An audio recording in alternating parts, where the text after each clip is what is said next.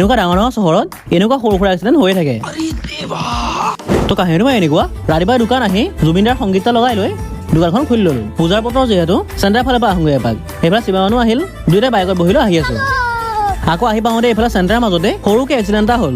বাৰু একো নাই, এনেকুৱা ডাঙৰ ডাঙৰ চহৰত এনেকুৱা সৰু সুৰা এক্সিডেণ্ট হৈয়ে থাকে। এতিয়া আমি ডাইৰেক্ট আহিলো বন্ধুক কিনিবলৈ। ইয়াতে পাৰ্টনাৰ কেইটামান লগ পালো।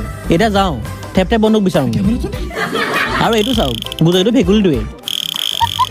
বাৰু বন্ধুক চালোহে চালো, পচন্দই নহ'ল, সেইকাৰণে ঘূৰি আহিলো। লগৰ দোকানতে বহি লৈ লেকচাৰ মাৰি ললো। আৰু এটা লেকচাৰ শেষ কৰি আহিলো আমাৰ দোকানলৈ। এতিয়া একেবাৰে সন্ধিয়াহে যাম। সন্ধিয়া এইফালে আকৌ দোকান আহি ৰখি আছো। গেংটোক ফোন কৰি আছো, এটাও আহি পোৱাহি নাই। এতিয়া 7টা বাজিল, কিন্তু নাই, দেখা দেখি নাই এটাও।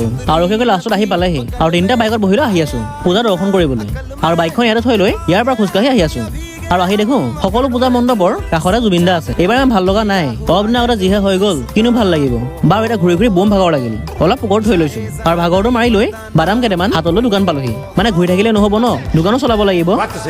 বাৰু আজিলৈ ইমানেই, কাইলৈ লগ পাম।